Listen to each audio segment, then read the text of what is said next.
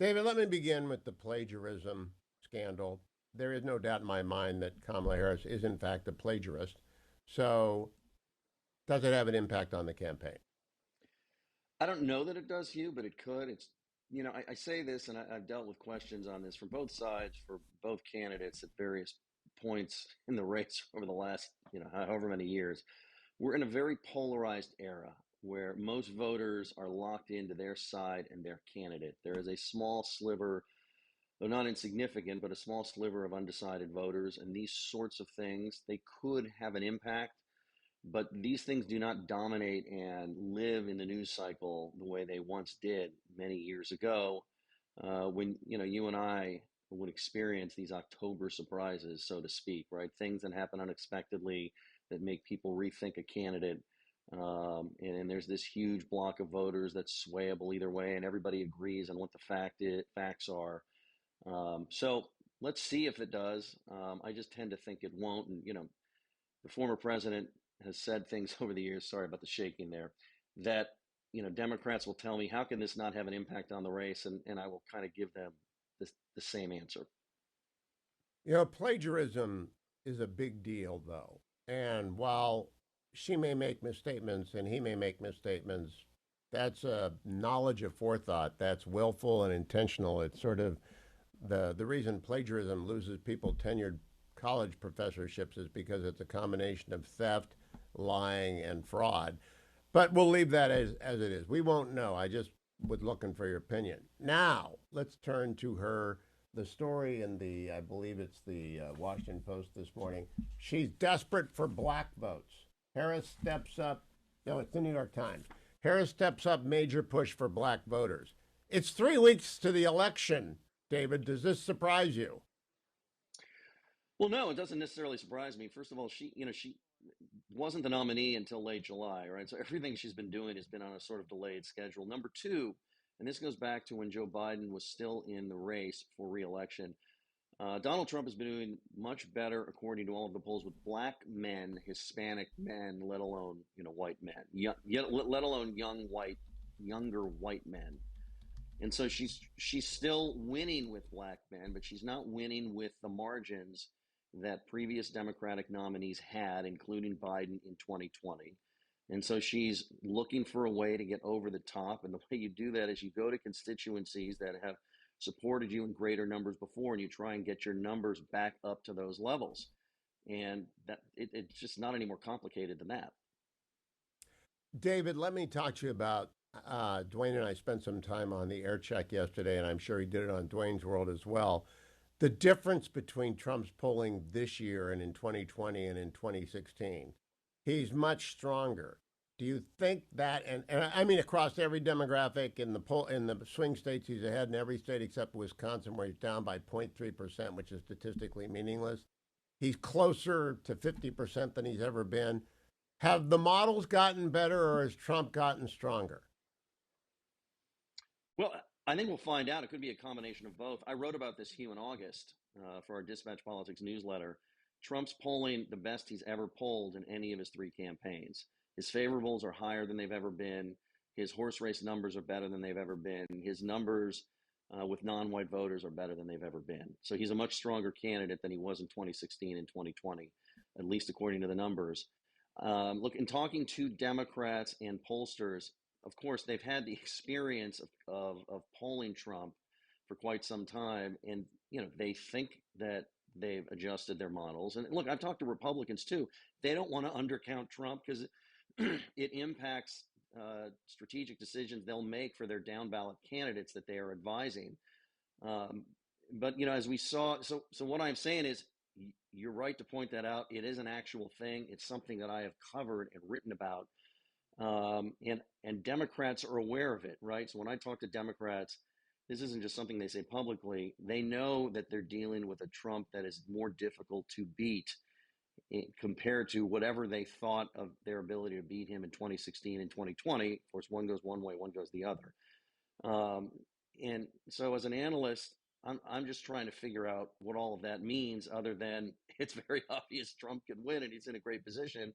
We also had 2022 which surprised a lot of people in how independent voters broke at the end. Now we're dealing with a presidential versus a midterm election, but turnout was high 2 years ago.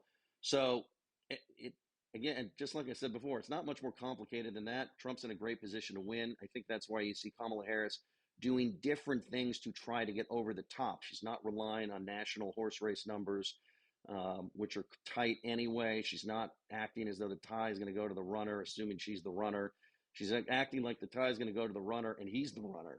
And so we'll see how this shakes out. Let me ask you, David, to stick around for 5 more minutes with me. We'll put it on YouTube. I've got to ask you about the House and the Senate. David Drucker is one of the preeminent political writers in America. He works for the Dispatch, and he'll know what the feeling is inside the Beltway, to which I return on Saturday after a blessed interval away from the Beltway in the craziest of years. David Drucker has agreed to stick with me for a couple seconds because I want to talk to him about the House and the Senate. Let's begin with the latter. I think we've got, obviously, Governor Justice going to be Senator Justice, and it looks like Tim Sheehy is 7 or 8 points ahead outside of the margin of error. What's the next most likely Republican pickup, David Dreyer? Really good question, Hugh. You know, Republicans are still eyeing Ohio, obviously. Sherrod Brown trying to hold off Bernie Moreno. Of those, red states represented by Democratic senators, Brown is giving the Republicans the toughest fight. But Republicans think Moreno can still get there. But I think if there's any Democrat that's going to survive at this point, it's Sherrod Brown is the sense. The Wisconsin race with Eric Hovde challenging Tammy Baldwin, the incumbent Democrat, that's much tighter than Republicans presumed it would be, and they're giving Hovde a chance to win. And so keep an eye on that one. Where Republicans, at least privately, or at least put it this way, my Republican sources in Nevada do not think Sam Brown can win, even though they think that Donald Trump has a very good chance to win. And then I would say that Republicans, and I'm mentioning this because, Democrats will, who knows, maybe they'll want to spin when things are in their favor or things are tough. When I talk to Republicans about Arizona, they don't think that one is happening for them. Kerry Lake taking on Ruben Gallego, and they tend to think that the polling, again, showing Trump in a position to win, but Ruben Gallego, the Democrat, in a position to win, they tend to buy that. But what's interesting, David, you didn't mention my number one race. I want to play for you Kamala Harris in Erie, Pennsylvania yesterday, cut number 12.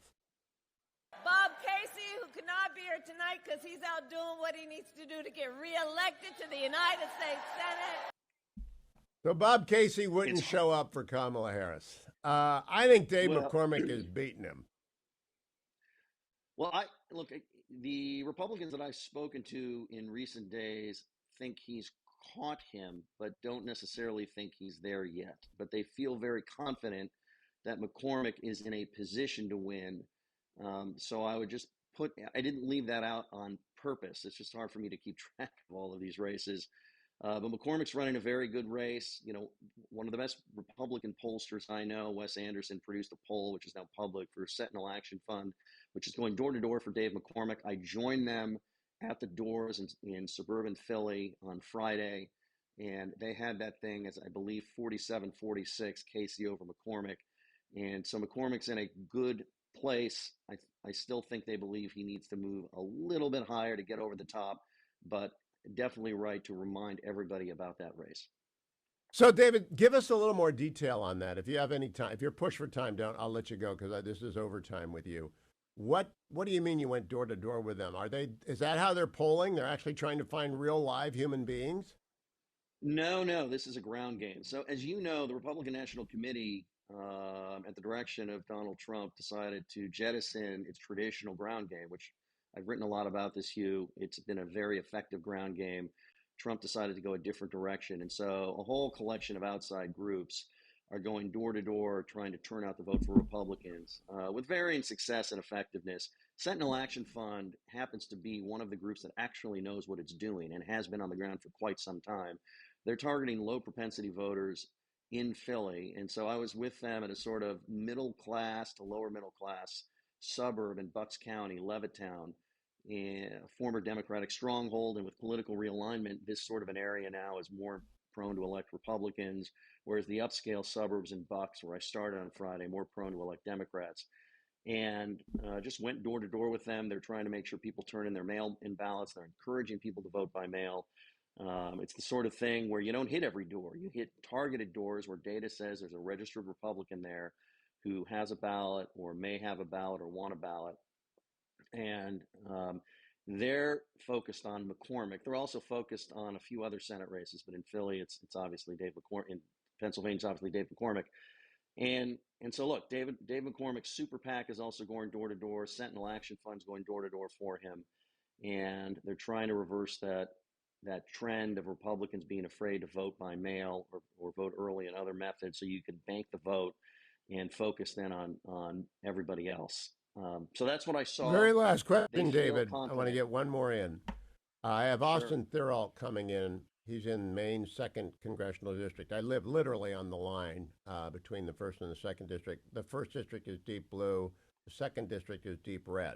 Like all the conservatives live north of Right. Brunswick. Yep. Yeah, and so I think Austin Thuralt's going to win. I've talked to local Maine people in the Maine Wire.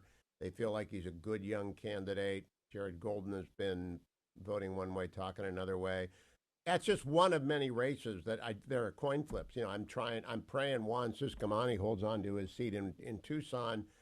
He could be adversely affected by Gallegos. He might be helped by Gallegos. I don't know.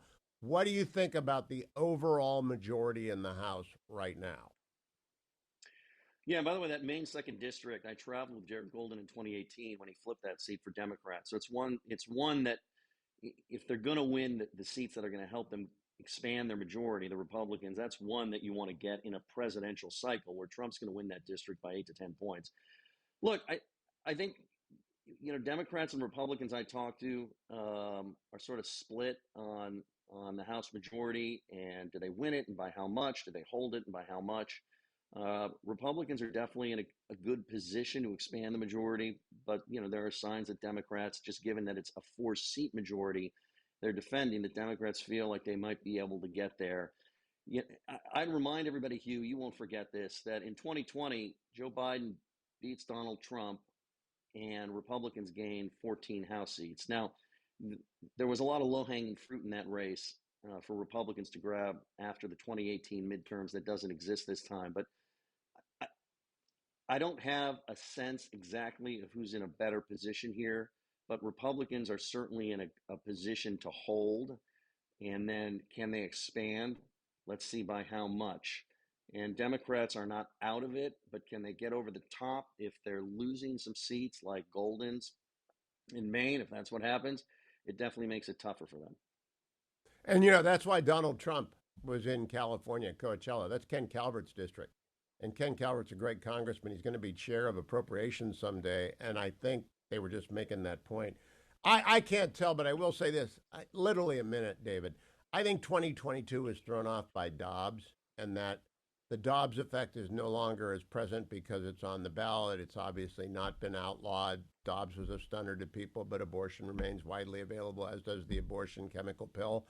I don't think the Dobbs effect is going to be as great this time, though Kamala Harris always talks about it. 30 seconds. Does the Dobbs effect wear off in some of these congressional districts? It could. I'm not convinced it will, but it could. I thought the Dobbs effect was stronger in 2022 than I expected because it's this election where Supreme Court justice appointments are really on the ballot. So we're going to have to see. David Drucker, always a pleasure talking to you. David M. Drucker of the Dispatch. Follow him, read him, always get his morning notes when he sends them. Thank you, David.